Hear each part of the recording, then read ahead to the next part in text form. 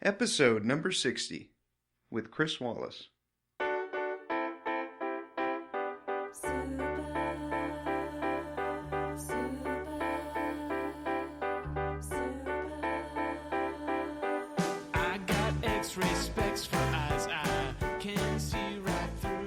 Welcome to the Heads Up Poker Podcast. This is Steve Barton, and thank you for listening. I have a really interesting guest this week. His name is Chris Wallace, and he's a professional poker player from Minnesota. Right now, he's in Vegas for 6 months playing. He's an author. He's a bracelet winner of a 10K horse tournament. He's a poker coach and just a real down-to-earth guy. I want to thank you, Robbie, for writing in and recommending Chris. He definitely made an interesting guest, and the part that really interested me was we went into quite a bit of detail. I didn't think it would take up quite so much of the podcast, but it did. We went into talking about live tells and really dissecting the psychology of players. And yeah, it was very fascinating. I learned a lot, and I would highly recommend going to his website. I'll put the link in the show notes for you. Click on the one that says something about live tells. It'll be the one right after his website, foxpoker.com. So go there. We talk about, they're basically the first 5 chapters of his Poker Tells book. He's writing a new book on Poker Tells, and he pretty much puts the first 5 chapters up there for free. So I spent an hour and a half reading them, and definitely recommend it. We just pretty much take a snapshot of each one of these chapters and talk about it on the podcast. But the first one's about becoming more observant, being fascinated by your opponents, stop giving away tells yourself. And one thing that I've at least done over the last, probably 3 or 4 years is I consistently wear a hat and sunglasses, unless I'm playing in some little $40 or $50 tournament that, is more for fun and there's no risk of anyone reading you. Wearing hats and sunglasses, and specifically Blue Shark optics. I wear them. Mike wears them. I think a lot of serious pros do, and Chris does as well. And if you've been on the fence about getting them, stay tuned. And towards the end of the podcast, we'll give you a little discount that might sway you into getting them. I would recommend them. I don't get anything from this. I think Chris gets a small deal, but it can save you some cash. And then the last one we go over is comfort, stress, and confidence at the table. It was a fun interview. Really informative for me, as far as I thought I was really good at reading people at the table, and I think it's definitely one of my strong suits. I don't know what it is, but if you can just get somebody talking at the table and get them talking about anything, it doesn't even have to be their hand. If you're involved in a hand with them, your head's up, and if you can just get them rolling and get them talking about where they're from, what they like to do for fun, anything, usually from that, after about 20, 30, maybe 30 seconds, maybe a minute, you can just kind of feel whether you got them or whether they've got you. Who has who beat, because that's the whole game right there. And I think the first and foremost step to that is just being friendly. I was on a radio show with Lyman, Abe. He's with the Crush Live Poker, and someone called in and asked about that, and they said, what's your secret to reading people at the table? And I said, well, I think the most simple piece of advice I can give you is who you don't want to be. And you don't want to be that guy with the hoodie pulled over his head with the earphones on and sunglasses, and you're not talking to anyone at the table. That's who you don't want to be. Who you do want to be is you want to be the guy that is talkative, who befriends the guy to his left and to his right and the whole table. And you want to be the guy that is, just being social and finding out where people are from. What do they do for a living? Just being interested in people and as Chris puts it, being fascinated by them. You can learn a lot more about them than they learn about you, and that equates to profit. So anyhow, very interesting.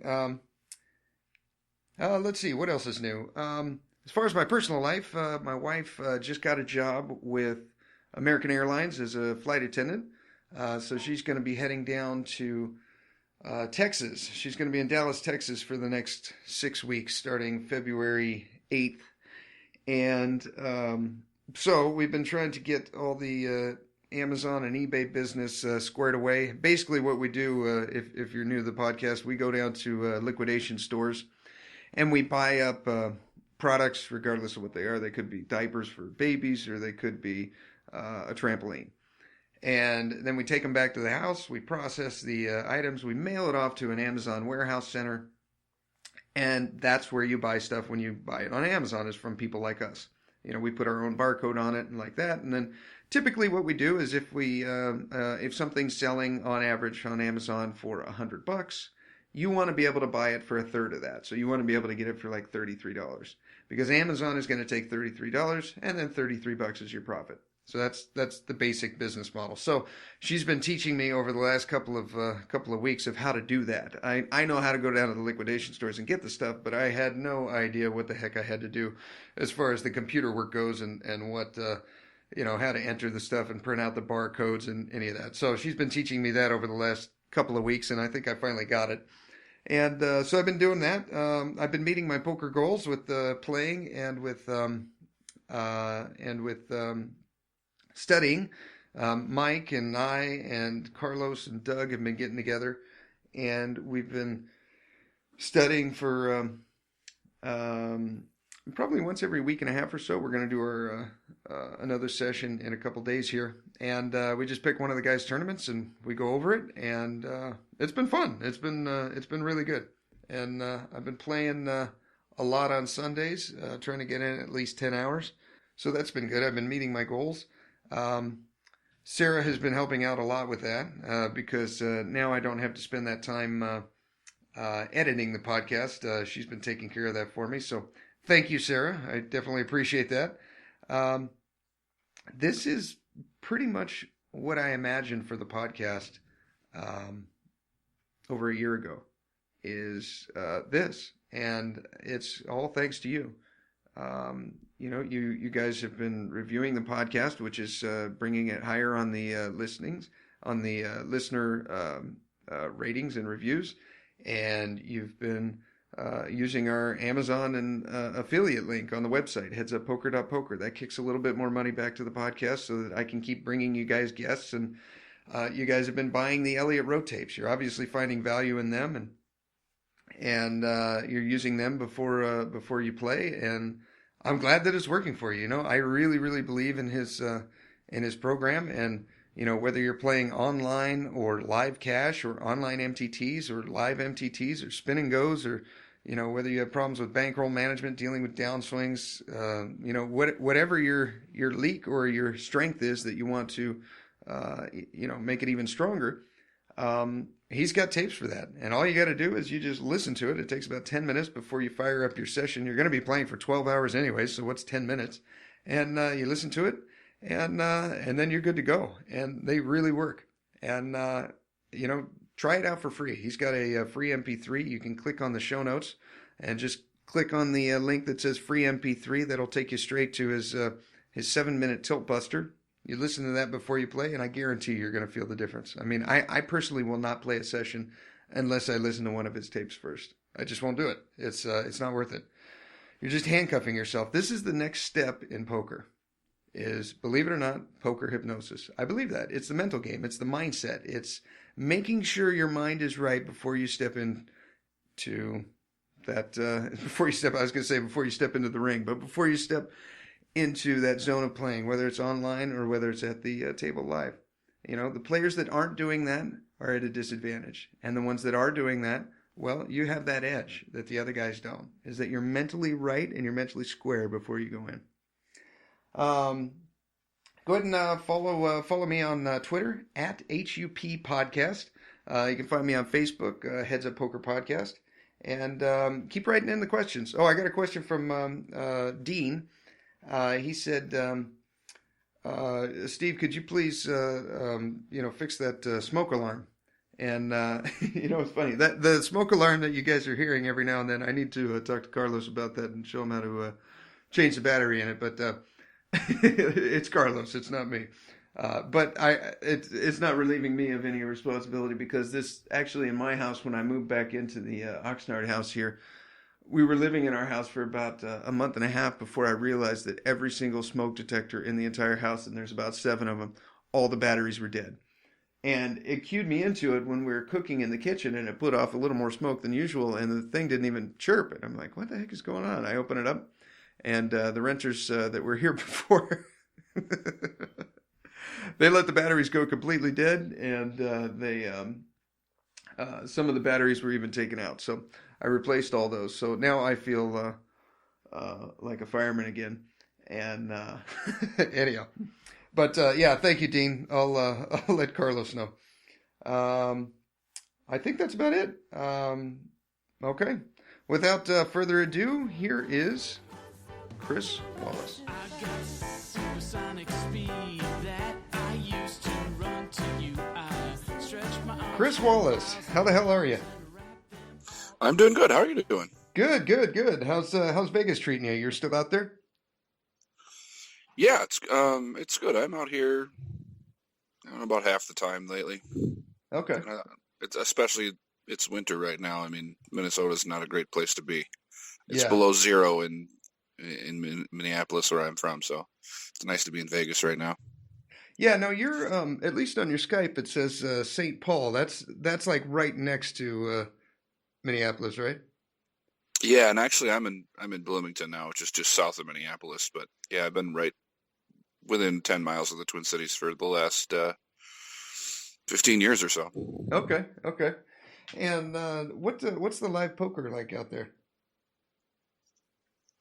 It's not great. I mean, we're very lucky to have 2 really good card rooms. 2 of the best card rooms in the Midwest are in the Twin Cities within reasonable driving distance. But the downside is those are the only 2 card rooms. They've been around a while, and Minnesota's a state with fairly high literacy rates and reasonably good education and not a ton of expendable income. So they're very conservative poker games that are often tougher to beat than other places in the country. Like Vegas. Exactly. Although Vegas really is, Vegas is really not the easiest place to beat these days either. If you want to make money, you go to Florida. I've heard a lot about that. My wife is going to be a commercial pilot, and I'm a professional fireman with aspirations to become a professional card player. And Florida, I haven't heard any bad things about it as far as poker goes. No, I mean, wherever poker's new, there's just piles of money to be made. If it's been around a while, all the fish who would be interested in, let me try out this new poker thing, are long gone. They're already broke, and even the reasonably sharp people, the people from Florida who are gonna be really good, half of them aren't good yet. 10 years from now, everybody who can be good in Florida is gonna be good. Everybody who's terrible is gonna be busted. All the pros who are going to move there are going to be there, and the games won't be like they are now. Although in Florida, it may be a consistently replenishing thing with the retirement communities there. Yeah, that's true. Where do you usually play in Vegas? I'm in Southern California, so I've got property out there, and my brother lives out there, and so I'm out there all the time. Oh, yeah. The place I'm staying is close to Orleans, so I've been playing there some. I was surprised to go in there and see they had, 25 tables running on a Monday night, and the place is hopping. Huh. And they're doing a really good job. And then I've always liked the Wynn. The Wynn, the 1-3 no limit games at the Wynn are really good. The 2-5 games they're the best 2-5 games in town, I think. But it depends, and I'm trying to hit kind of every card room in town. Just to get a feel for what every place is like. And so I've been to, 10 card rooms in the past month, and may go to a new one tonight. Who knows? I'm trying to get to all of them, and, play at the Aria once in a while. The Aria is okay, but it seems like you have to wait a long time to get a table. It At times in the evening you do. If you go there around dinner time or a little later, it can be a wait. But you can always call in. They take call-ins. That helps. They do, yeah. I remember I walked over there, and the last time I went there, and I was 19th on the list. I'm like, man, these guys, they need to throw in an extra 10 tables or something, because there's a long list. But I really like the Wynn, and I like the Bellagio, and I like the Venetian. They seem to have the, I guess, the tourists that can, in their mind, they're going to be playing $25 a hand on blackjack, or they could sit down with $300 or $400 at the poker table and make it last a few hours. Whereas at I haven't done the Orleans though. I haven't played there, but it's a very different group than you're used to at the Wynn or the Venetian. I haven't been in the Venetian in a couple of years because I'm on the boycott. I think Sheldon Adelson's the devil, but I know what the games were like, and people have told me they're the same. And if you go into the Orleans, you're going to find less sophisticated, less wealthy people. You're going to find some better players who are old school locals, but generally you're finding people who just aren't as sharp in life in general, and that's all that's going to make the games better there. And you're going to find people that make bigger mistakes with money in general. If you got the kind of money to stay at the Wynn, you're probably fairly good with money in general. If you got the kind of money to stay at the Bellagio, you don't make a ton of mistakes in your life and end up with money spending $600 a night on a hotel. That's Although a good point. You could make a real case for that being a mistake, but and so in the Orleans, the games would be friendlier. The people are more friendly, although there are the occasional grumpy old local, but in general, I think the games are more friendly. I was surprised that, I had heard in the past that the Orleans was kind of a dump, but I think they've redone it. I'd only been there once, probably 7 or 8 years ago. It's a perfectly fine property. It's not you go to the Aria and you spend $25 on a coffee or something. Yes, just whatever you're having. And if you go into the Orleans, there's like a Subway and a Sbarro and a Fuddruckers, and it's $8. Yeah, it's that kind of difference. But it's not a dump. It's a nice property. The card room is well run. It's fine. Yeah. How did you get into poker? Did you start playing when you were a little kid, or I like asking this? What got you into it? How long have you been playing? I didn't play any more than anybody else for years and years. I played the occasional game at my house with a bunch of friends who would come over and bring their bag of change. We did that and played dealer's choice games and didn't have any idea what we were doing. A couple times a year for a few years there back in the 90s. Really had never played Hold'em, and then I was a guitar builder and developed an allergy to the exotic hardwoods that I was working with and had to figure out what to do. That's a bummer. Yeah, my career just was gone immediately. And so I had a friend who was a semi-pro poker player, and I played blackjack pretty seriously. Had made some money playing blackjack and counting cards and all that. Yeah.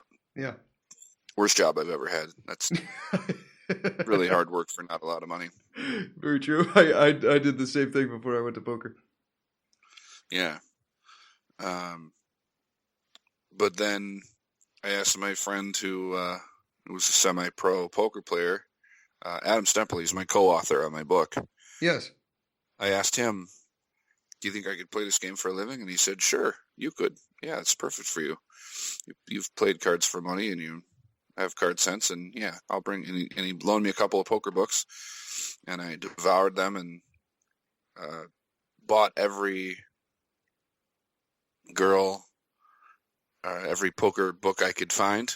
And in 6 months, I quit my job because I was making too much money to go to work. That's I just bought every poker book I could get a hold of and studied and filled notebooks full of notes and filled the margins full of notes. And, nowadays it would be joining poker training sites, but that was 13, 14 years ago. And it was all studying out of books, reading every book I could get my hands on. No, you were right around the moneymaker era. Yeah, I was trying to become a pro before moneymaker, but not long before. Okay. Gave me a little bit of head start on the millions of people who decided they wanted to play poker for a living once they saw moneymaker. Yeah. Now you, when did you write your book? Was it 2010? That's probably around. I think that's around the publication, 2010, 2011. I wrote it in about 2006 or 7. It is, it was the culmination of my learning to play no limit on my own. There wasn't anything good out there about no limit cash games. None of the books were any good. So I learned on my own. I wore out some spreadsheets and put a lot of work into it, and equity calculators and all that kind of stuff. Designed a bunch of my own stuff to learn those things, and then studied online and used the original poker tracker to analyze tons of hands and see which hands worked and which hands didn't and what positions, and I kind of taught myself to play no limit cash games. And then I wrote the book to kind of outline how I did that. But I ended up with 70,000 words, but not really a book. It was really hard for me to arrange it in order. I guess it was like having a garage full of car parts instead of a car. Yeah. And so I couldn't get things. If I'm going to teach somebody to play pre-flop, then they need to know how to read their opponents, and they need to understand the power of position. They need to understand speculative versus made hands, and they need to know how many opponents they want to have with given hands, and how often they can steal in certain spots. And they need to be able to read their opponent's appearances and behaviors, and they need to know from their opponent's previous betting and previous showdowns and kind of how they play, and they need to be able to read tells. And once I teach them all those things, each of those skills requires these other skills, and I couldn't put things in. I couldn't make it into one chapter, because the pre-flop chapter turned into the everything chapter. Yeah. Because every skill in no limit depends on every other skill in no limit. You can't mess up one thing. You got to have them all. And so I sent it to Adam, who I knew was a very good poker player and a guy I talked poker with on a regular basis, and was also a very accomplished author. He's a really good writer. And I sent it to him and said, "What do you think about this thing? I don't know what to do with it, and I'm tired of looking at it." And he said, "Oh, this is great. Let me make this into a book for you." So that worked out well.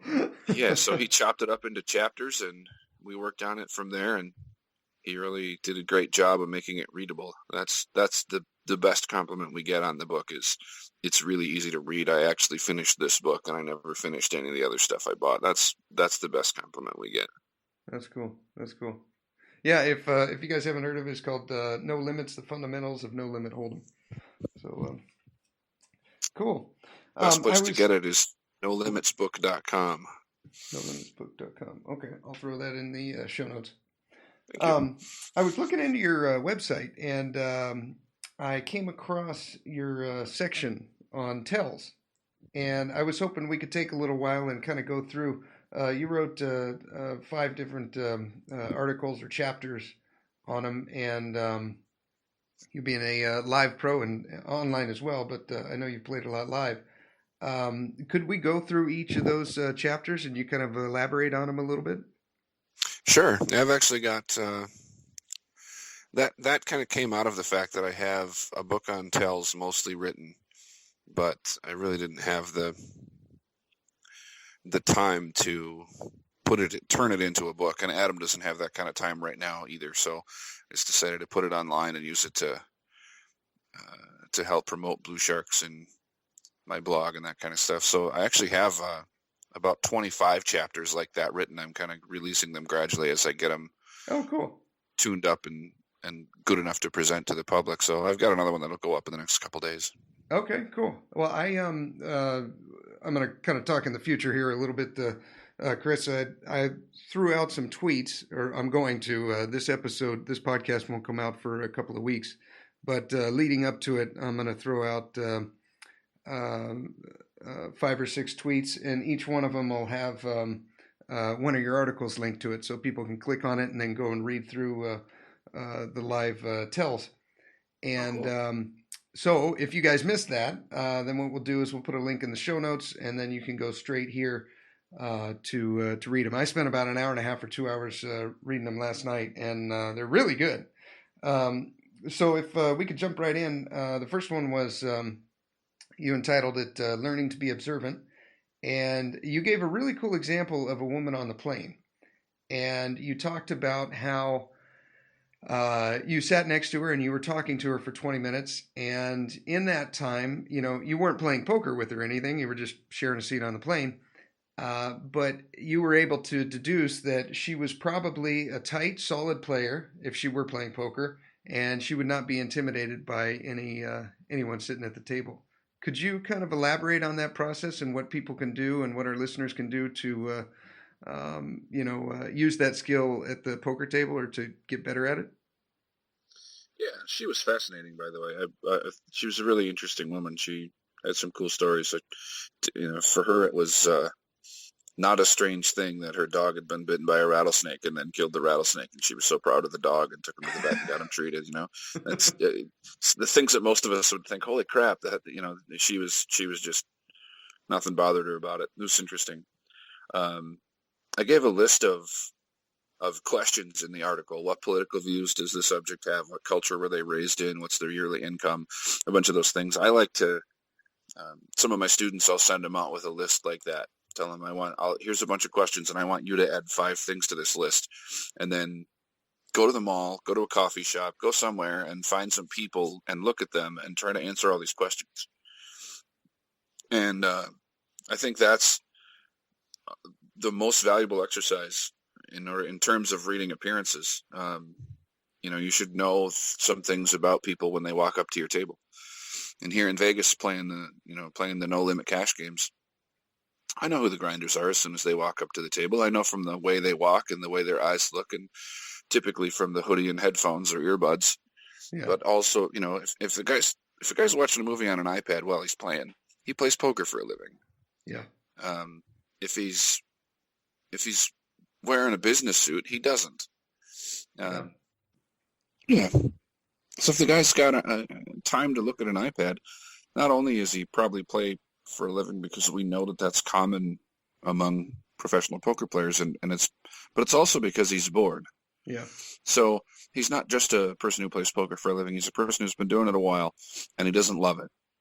Yeah. And I know that from being one of those guys that, I try not to have earbuds or headphones on the whole time I'm playing, but there are times when I'm just bored to death and I need to do something else. And I know that it probably hurts my win rate a little bit because it gives away the fact that I play for a living, but it's either that or jump off a bridge. I have to do something to keep myself entertained because 1-3 no limit couldn't be more boring to me at this point. Yeah. Yeah. And so not only do you know that guy plays for a living, but you know how he feels about it and you know what he's thinking and what he's doing. You know that he's not playing a ton of hands. He's not super overanalyzing every hand. If you get the 23-year-old kid who obviously plays well and is thinking hard about every hand, he's going to play differently than the grizzled old pro, which is, might be 32 at this point. But compared to the 22-year-old, he's the grizzled old pro who's got the earbuds and headphones and his phone and iPad and they're going to play different styles, even though they may both play for a living. Yeah. Yeah. I did a seminar a few years ago in Reno, and the first class we did kind of a classroom style thing, and we did a bunch of classes with Adam and I and Al Schoonmaker. Yeah, we had Al on the show probably 6 months ago. Great guy. I like Al a lot. Yeah. Yeah. We did this series of classes over a weekend in Reno for 11 or 12 students. But the first one I did, I walked around the class and told everybody about themselves. And a lot of them were pretty surprised at how much I knew about them just from their appearance. I told them, and also then we went with, what do people think about you that isn't true? And so I went, and people were shocked at how I knew all these things about them. You know, told the one guy, your yearly income is between $40,000 and $70,000 a year. And he said, how do you know that? And I said, because you're wearing a $300 watch. And nobody who makes less than 40 grand a year would spend $300 on a watch. And nobody who makes more than $70,000 or $80,000 a year would wear a $300 watch, unless possibly it was a gift from a child, from a young person. But that almost never happens with a gift of that value. Somebody who makes $200,000 a year either has a $50 watch at the most, or they have a $10,000 watch. But they don't go in the middle. Yeah. And giving everybody kind of a full layout of their appearance and what I could learn from their appearance, and seeing how surprised they were, I realized this isn't just a skill that I've kind of developed. It's something that's remarkably rare in the poker world. People are not using all the information that they can. So I try to get my students to do that. I send them out with a goal of learning as much as they can about people and sort of extrapolating that. And if you become fascinated with reading people and learning about people and what their story is without even having talked to them, that keeps the game interesting. It's one of the more powerful skills, and it also is interesting rather than, that's one of the things that keeps me off the iPad some of the time. Yeah. That's interesting. You know, have you ever watched Orson Welles, his little YouTube clip on cold reading? I don't think so. Google it after this podcast. It is exactly what you're talking about. It is. I think I've played it at the end of the podcast before. Maybe I'll do that again on this one. But it's really, really cool. He's talking about how he did for, I think it was 20 or 30 years, he did cold reading, and he said after a while, what happens is you get so good at this that it basically just runs through the computer and it spits out an answer. And more often than not, it's right. He said at one point, a woman walked into the place where he was working, and he said, I don't know if it was the dress she was wearing or the look on her face or what, but he said to her, your husband died last week. And then she started crying. And he's like, it's just wow, incredible. Yeah, it's very cool. Very cool. But, okay, let's see. Number 2, you entitled it Finding Fascination. And basically in that one, you're saying become fascinated with trying to figure this stuff out. Yeah, I think that's an important part of it. It's not a skill that you can learn like grinding through some math problems and learning pot odds. That stuff you can just force yourself to do whether you like it or not. And then once you have the skill, you don't have to think much about using it. With reading tells and reading appearances, you really have to be interested. It has to be a thing that you want to work at, that you like doing, or you just won't put in the effort because it's too many different skills and it requires some almost creativity and some real thought instead of just grinding through some math. You have to become interested. So I think learning about the things that people like and being interested in your fellow humans is a key to this whole thing. And I've always been the guy who asks people about themselves and what they do for a living. And, I try to learn about people as much as I can because it's interesting. I like to hear about different things. If somebody tells me they do a job I don't know anything about, then I want to hear about it and I'm interested. You have to sort of become one of those people. You have to be interested or you're not going to be very successful in reading your opponents. There are also people who, I see some poker pros who are just openly disdainful of bad poker players. Yeah. And some of them kind of get a certain distance along this path and then give up. And they just say, I know this guy's terrible, so he's probably doing this. And I know this guy's terrible, so he's probably doing this. And they make some money, but they don't make as much. If you become interested in those people, and see them as human beings, then you make even more money from them because you understand how their brain works and you get into their head. Yeah, yeah. I've always tried to take the approach that, you know, why are they playing? And try to be the one asking the questions and getting as much information as possible, and let them do all the talking. Let them talk about themselves.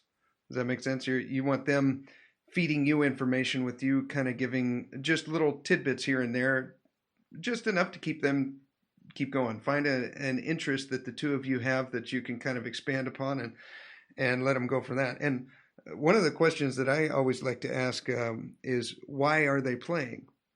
Like, are they playing because they enjoy it? Are they playing because they want to win? Are they playing because they want to be the table captain? Are they playing because, you know, they finally got to get away from their wife for 2 hours or something, and this was the only thing that they could do? Or like, why are they sitting at the table?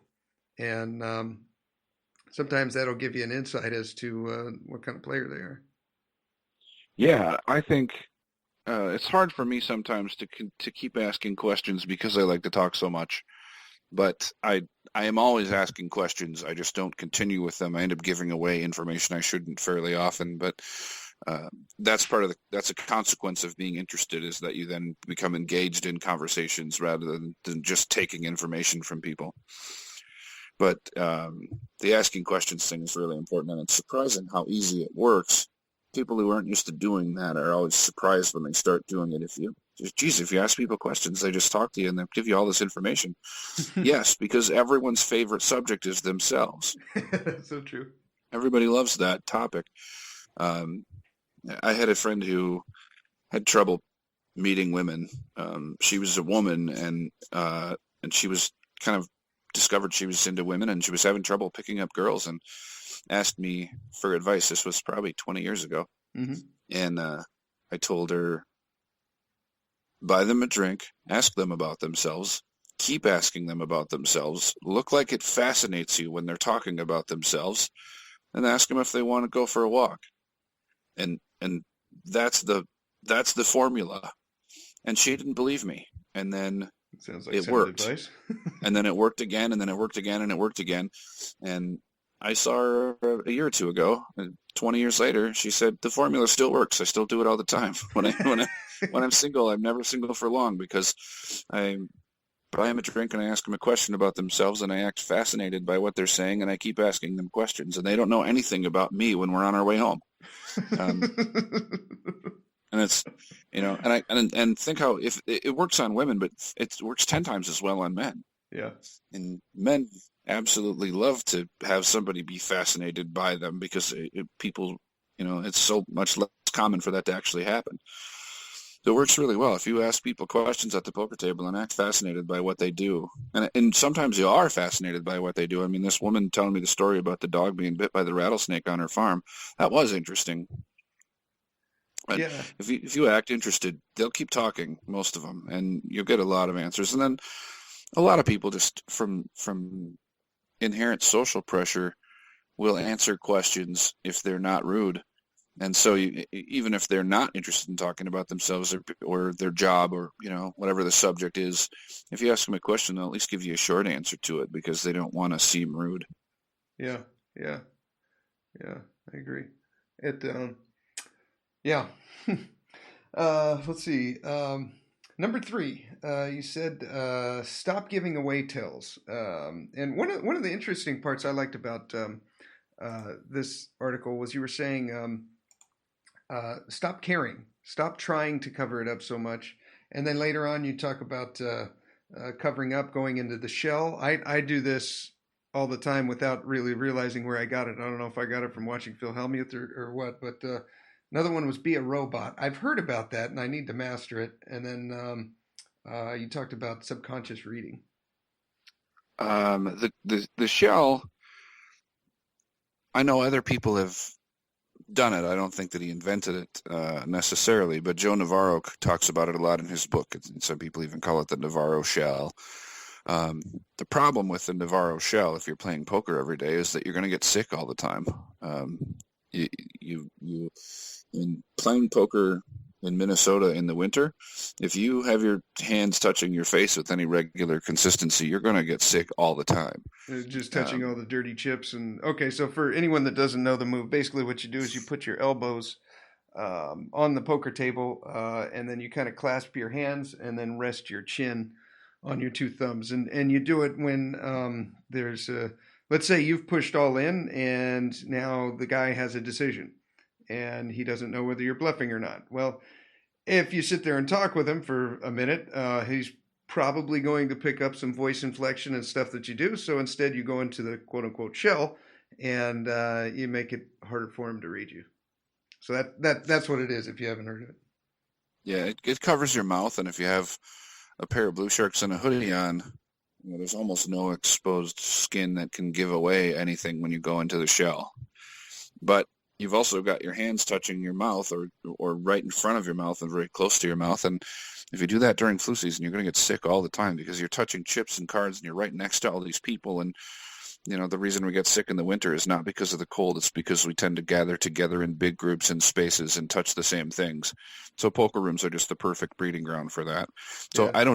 I don't do the shell hardly ever anymore. Once you become more comfortable and you become you stop caring and you gain the ability to be a robot when you need to, then I think the shell is not as necessary. Okay. But it is a skill to have and to understand it. I learned a lot of things from reading old, outdated poker books simply because I see people do them, because I know they've read those books now. And Navarro's book is not an old, outdated book. I don't mean to say that, but knowing about the shell tells me that someone has read Navarro's book, or that they at least have studied, paid real attention to poker. And if a guy walks up to the table and he looks like a new player and I can't get much read on how strong this guy might be. He says he's got nice clothes on and there's a conference in the building that I'm in, and I'm thinking he might be a conference attendee. And then he shoves all in on the second hand and somebody starts to watch him and he goes into the shell. I know this guy isn't just a conference attendee now. Yeah. Because your average recreational poker player does not know about the shell. Yeah. So knowing about those things, even if you don't use them, is really helpful in understanding your opponents. Yeah. And could you elaborate on the be a robot as well, like always putting your chips in the same, betting the same, timing tells, stuff like that? Yeah, I've never actually been able to do things the same way all the time. Although I have seen people who are very good at it. My friend Ku Vang, he just won a tournament yesterday. He always drops his chips in the same way. He always moves the same way. Everything. He is so good at being a robot. He's just almost unreadable. I've never been quite able to do that. But for me, being a robot is more about planning out a move before I make it. You're not, make sure that you're making conscious decisions about everything, because it's the instant reactions that give things away. If somebody's about to place chips in the pot or about to check their cards or move some way, and they're in the middle of doing something, if I can interrupt what they're doing with a question, I can often get a real read on how they feel by what their eyes do, or whether they stop directly or keep moving, or all those kinds of things. Whereas if they plan out that move, okay, I'm going to check my cards, look down at them, put a chip back on them, and then go back into my shell, and then I'll deal with whatever happens during that time. Then they just go through the motions, ignore me completely, see their cards, cover them up, go back into the shell. And then they can think about, do I want to answer the question he asked me? And so I don't get anything out of them. Yeah. And I'm kind of the same way when I'm in a situation where I think somebody's watching me carefully. I will think ahead of time, okay, I'm going to pick up 2 red chips and a black chip, and I'm going to drop them in the pot and then put my arm right back where it is. And then I will go through that motion without letting anything else disturb me. If the fire alarm goes off during that time, I'm not acknowledging it until I'm back in the position I started in. and then I can make my decision about anything else. So if you consciously plan out your action and don't let anything interrupt it, you won't give anything away because you planned it out. Everything is being done consciously. That's good. You're visualizing it before you do it. Mm-hmm. Okay. Yep. I like that. I like that a lot. And you also go into to show your cards or not to show your cards, and you say err on the side of caution and never show them. And then if you think that this might be a good time to show them, you probably shouldn't. Is that pretty accurate? And that advice is as much given to myself as to anyone else because I show cards too often. Okay. I definitely do it too often. At times I've done it, and it's been very beneficial when I've been able to throw people off the track of how I'm playing or give them an indication that I'm playing a different way than I am or tilt people. But most of the time I'm making a really bad choice when I show cards, and I try to do it less and less. I'll maybe do it once or twice a session when I'm playing cash games here in Vegas, and I shouldn't be doing it at all ever. Yeah, I rarely show cards. I never show them online. It's always auto muck. Online, same thing with me. I don't know why anybody wouldn't have auto muck clicked all the time. Yeah.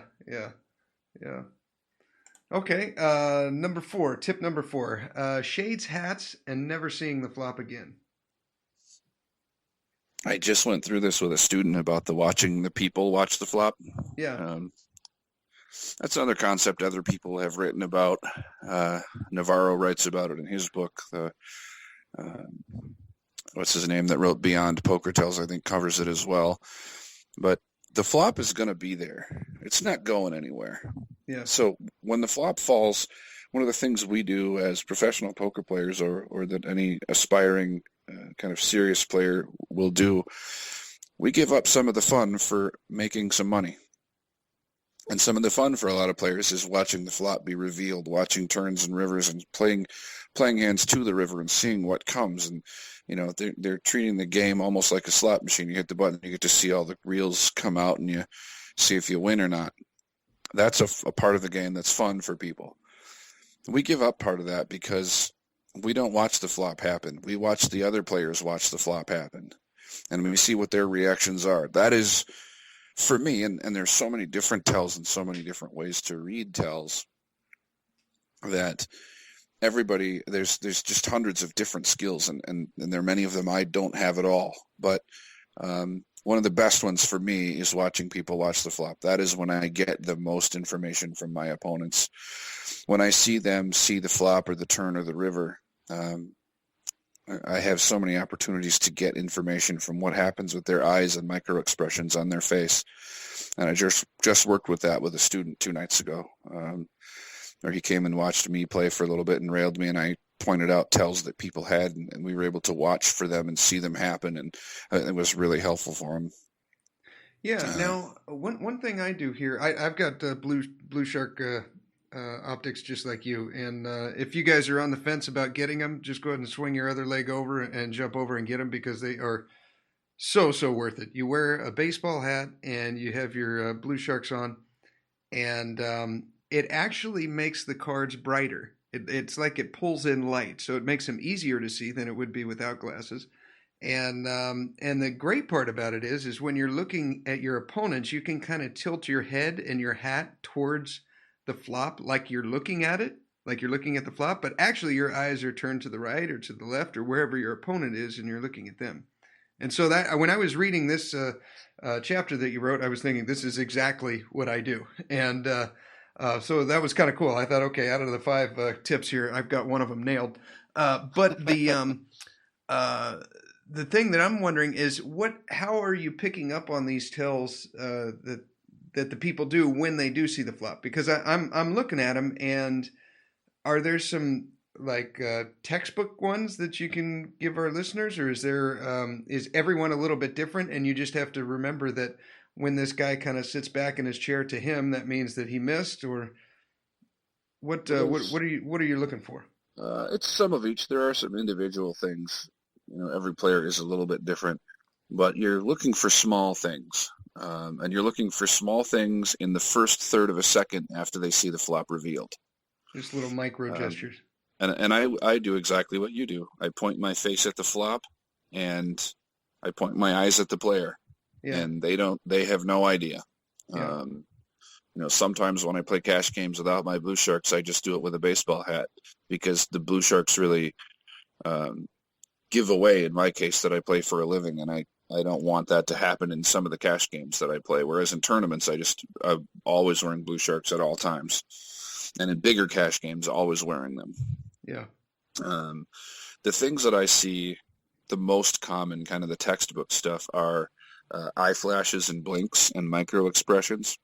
If an amateur player sees the flop revealed and flops a full house, his eyes, in the instant the flop falls, will bounce down to his chips and back to the flop. Okay, yeah, I'm able to pick that one up, yeah. Because he wants to bet. He's eager to bet. He's just realized he gets to bet. This is all great, exciting stuff for him. And so his eyes bounce down to the chips and back. Some people have the opposite response. Some people will use it as a fake tell, and some people just have the opposite response. So you sometimes, until you get good at reading that specific tell, have to wait and see, get some confirmation on it. You also see a look of almost disgust or frustration when the flop falls. With some people, when they miss it, their eyes close a little bit, their mouth purses a little bit, their nose wrinkles a little bit, like they smelled something bad. But it's a tiny, tiny thing. But if you're watching them, you see it happen and then go away. You see it just kind of ripple across their face. This little expression of, oh, that flop sucks. Yeah. And that tells you a lot. So when I see that, and I'm fairly confident in that, in a read on that kind of expression, I will usually check raise that person, because they are annoyed that the flop didn't hit them, and they want to win the pot anyway, and they will almost always bet when you check to them.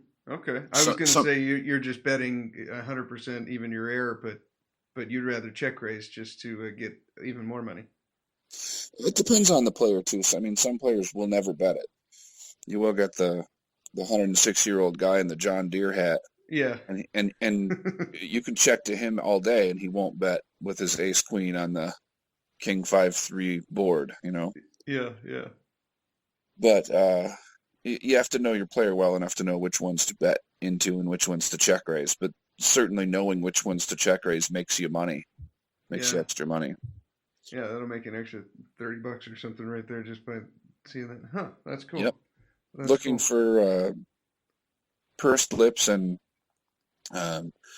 you also see some people stare at the flop as if they're angry at it, or they just continue to stare blankly at the flop like they're waiting for it to get better. Yeah. As you're describing all these, I'm running through dozens of people that I've seen do this. Yeah, the guy who has ace king on a jack 9-5 board, who continues to stare at the flop, waiting for his ace or his king to come next. How did I miss that again? And every poker player thinks that they're the least lucky poker player ever, so they're just waiting for things to get better because they all think they deserve better than is happening to them. Yeah. That's true. Yeah. If you guys want to get some Blue Shark optics, you can go to their website, and then you've got a code, right? Fox 2014. Not anymore. It just changed, but it is CW16 now. CW16. Okay. And if you guys want to go to their website, then type in CW16, and you'll get a discount. And I highly recommend the Fox Shark model, of course. Yes, of course. That's pretty cool. You have your own style for you. It is cool. When I was a kid, I wanted my own model skateboard. I sort of feel like this is the makeup for that I never got my own skateboard. At least I have my own model Blue Sharks, which is really cool. That's true. Yeah. When did you get that? Did you get that after you won your bracelet, or was it? It was about a year. It was about a year ago. Okay. Yeah. I think it wasn't directly related to the bracelet, though I'm sure that helps. But I've known Carrie at Blue Shark for a long time and been endorsing the products for a long time. So, and then I brought up the idea of a model and wanting to promote a lot more. We made it happen, and I think it probably would have happened without the bracelet. I think it's the one endorsement deal that I kind of had before the bracelet that I still really feel good about, and is the company that I wanted to work with the whole time. So yeah, I'm glad about that. That's cool. Yeah, it feels good to be working. Have you heard of Elliot Rowe? Elliot Rowe. Yeah, he's a poker hypnosis guy, and he and I struck an agreement a few months ago, and I've been endorsing his hypnosis tapes. You basically listen to him before you go and play a session, and he's got tapes for bankroll management and not tilting and playing online cash, live cash, and stuff like that. And anyways, it feels really good to have a sponsor that you like and that you believe in the product, and it sounds like you got that with Blue Shark. But, that is a really great thing to have. I'm lucky to be in a position where I don't need the money so badly that I have to endorse anything that I don't want to. Since I started playing poker, they say integrity is a privilege, or there's a quote about integrity being the result of excellent luck. But I've been in a spot where I haven't had to endorse anything I don't want to, and I haven't had to do anything I don't want to for money. And it's really it's a great thing to have that, and just to be able to endorse products that you believe in and work for the places that you want to work for. And I'm lucky to be with Blue Shark Optics and Ivy League and the PPC Poker Tour and iNinja Poker that started in Minnesota.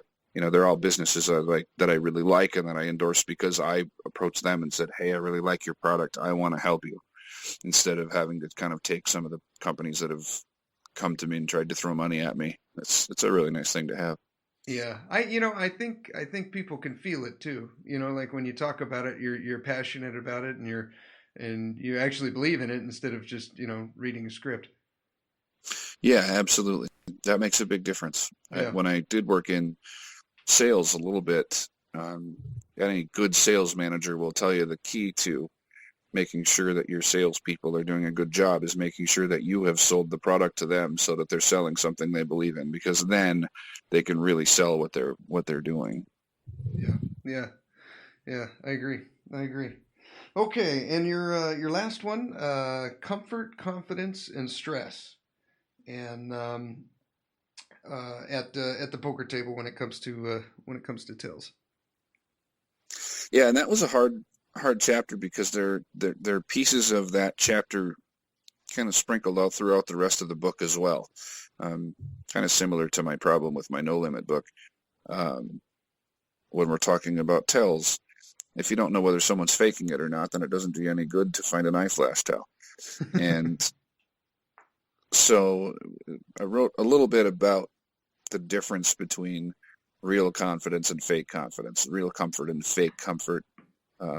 But there's a lot more to come in future lessons on those topics. One thing that's hard to fake is real stress. Real stress is a hard thing to fake. And also, if you know your opponent even reasonably well with the appearance reading from the appearance reading chapter, you're not going to get fooled by a lot of fake tells. If I'm playing with a guy who really knows what he's doing and is tricky and sharp, I'm not going to believe a lot of tells I see from him.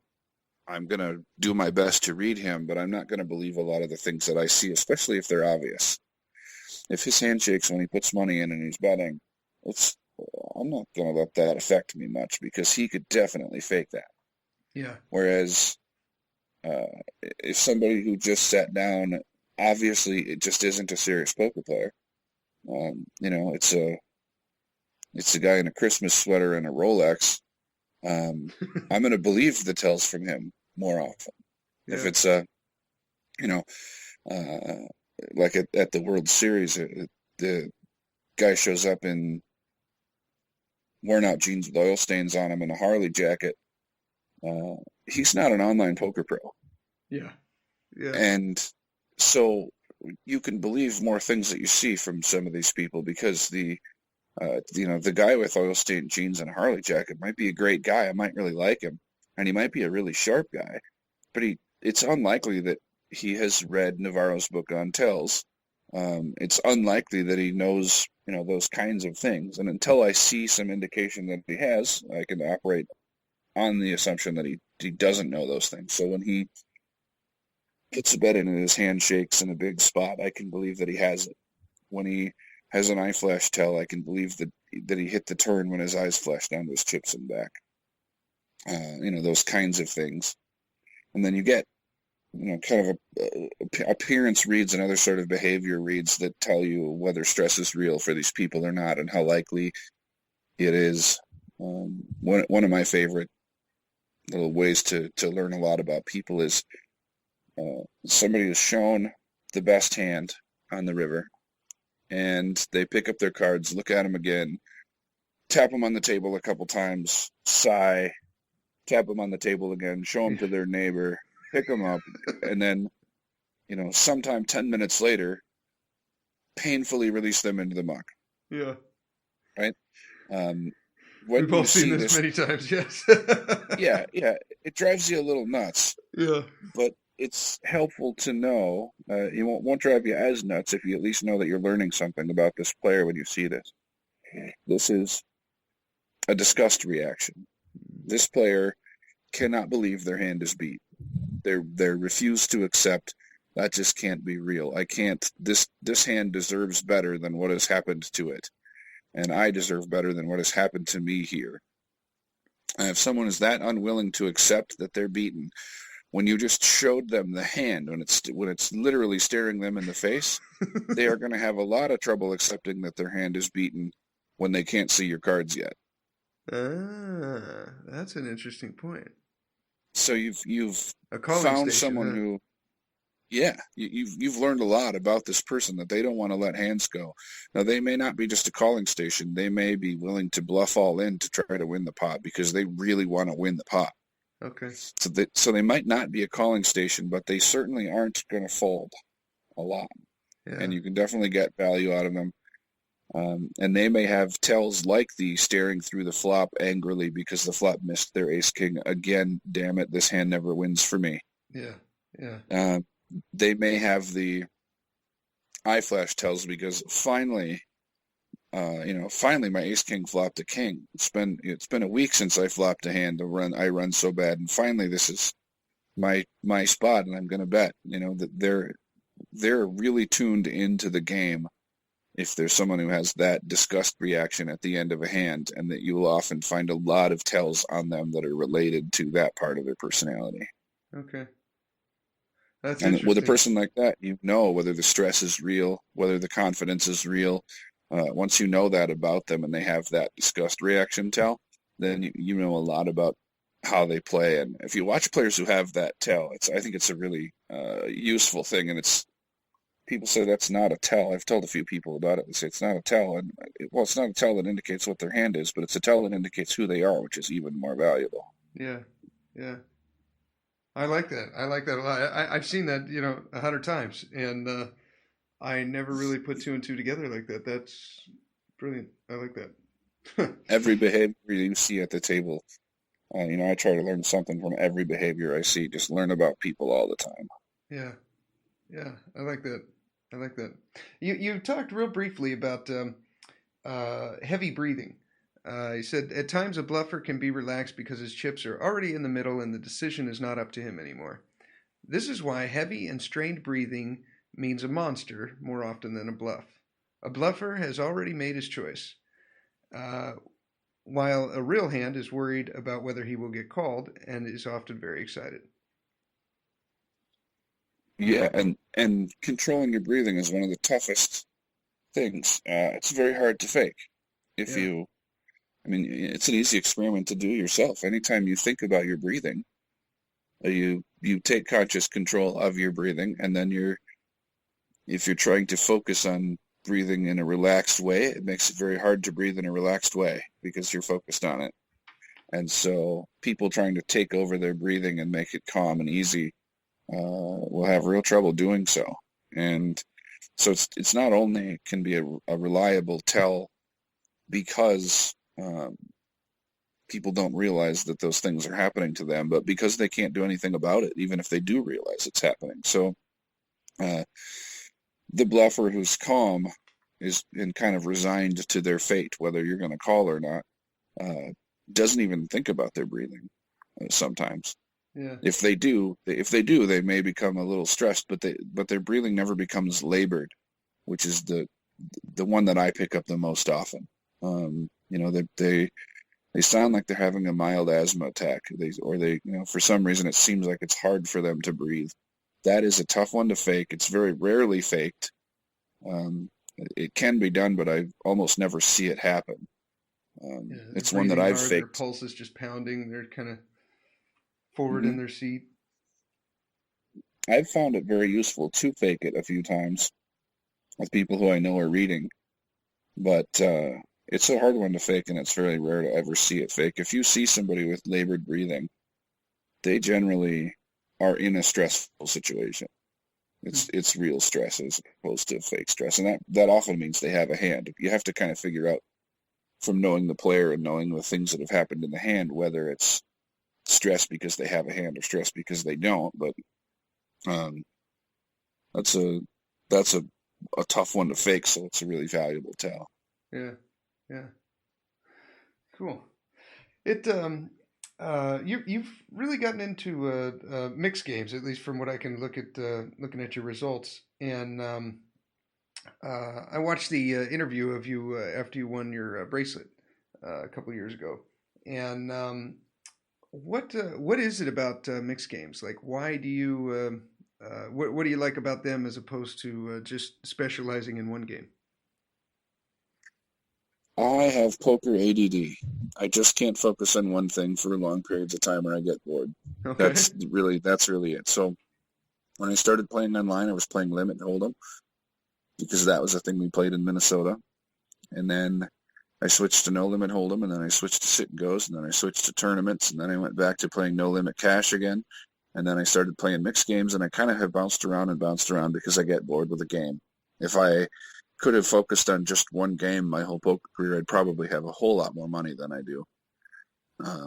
As soon as I found mixed games, I knew this is really fun and interesting. I wonder if it's possible to beat these for enough money to make a living at this. And so I started kind of playing mixed games on the side while I was playing No Limit for a living, and studied them a little bit and picked them up pretty quickly and discovered this is a thing I can do. And so I played the horse and then the 8-game and 10-game mixes on full tilt for the last about 2 or 3 years before Black Friday. Mixed games were almost all I did. And I just really liked the challenge of lots of new and different games. I think it's fun. Yeah. You know, I've been debating whether to. I play about 10 hours a week, and then I study probably 2 to 4. And I've been thinking about devoting maybe, 2 hours a week to Omaha. What advice would you give a guy like me, or if anyone listening has thought about that, switching over to another game? Pot Limit Omaha or Omaha 8? What would you recommend? Probably pot limit for me, just because then you don't have the two what do you call it? Split pots and stuff like that. Yeah. Well, Pot Limit Omaha is just a lot better money.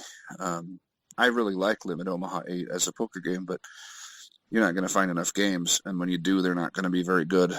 Okay. Well, there are some games where you are in California, but not a ton of them, whereas there's lots of PLO. Okay. I did a series on PLO for Ivy League when I first started there about a year ago. Okay. Put a lot of work into it. I didn't consider myself a great PLO player. I was a profitable PLO player, but I wasn't great. And so when they wanted a series on beginning PLO, I went and took lessons from a couple of friends, a couple of really well-known pros, made sure that I was sharp and read all the books and kind of tuned up my own game. And then in the process of tuning up my own game, took notes on the things that I was learning and made the video series out of it. So I hate to sound like I'm pimping another sponsor, but they don't pay me anything to endorse them. They just pay me to make videos. The reality is, for $10 a month, get a 1-month membership for $10 and go watch my PLO series on Ivy League, because it's in 90 minutes you'll get a real overview of the important stuff in the game. I put a lot of work into that series. I feel like it's a really good series, and in 90 minutes you'll learn more than you will in any other anything else you could do studying PLO. Okay. And it saves me the time of answering that question in half an hour. I can do it in 3 minutes that way. But, I include which books to read and which websites to look at and forum posts, and, not just going through my own advice on how the game works, but also how to study it in the, in the future, and where to learn more things about the game too in those videos. Okay. All right. Cool. And some of it is that I probably don't remember all the things that all the books that are in that video that I tell people to read and in what order and all that kind of stuff. Okay. Right on. Okay. I want to do something a little bit different this podcast. We're kind of coming towards the end. I want to do a quick turbo round, just a few quick questions, and then we'll wrap it up. Sounds like fun. Okay. You game? Okay, what is the best piece of advice you have ever received when it comes to poker? Don't play it for a living. Play it for a hobby. Really? Okay. Yeah, Al Schoonmaker told me that, and I should have listened to him. All right. Who is your idol and why? Martin Luther King comes to mind. He had integrity and balls and fought for the right thing. He was an actual hero. Okay. What is number one on your bucket list right now? I'm going to say Angkor Wat in Cambodia. I love the old sacred places, and I've been to lots of them, a lot of ancient ruins and current ancient buildings. And I think Angkor Wat is kind of the coolest one that I haven't been to yet. So that's number one for me right now. Awesome. I just went there a few years ago.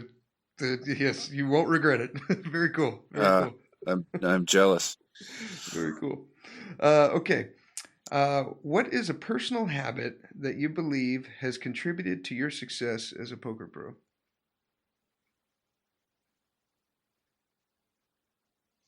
I would say the fact that I stay up late at night. I'm an incurable night owl, and there's just more money to be made at 2 a.m. than there is at 2 p.m.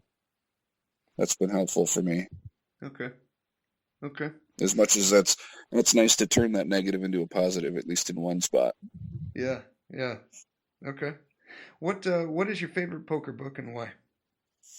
I would have to say, Al Schoonmaker just came out with 2 books that are really good, 2 ebooks that I really liked. How to beat bad poker games, and what's the other one?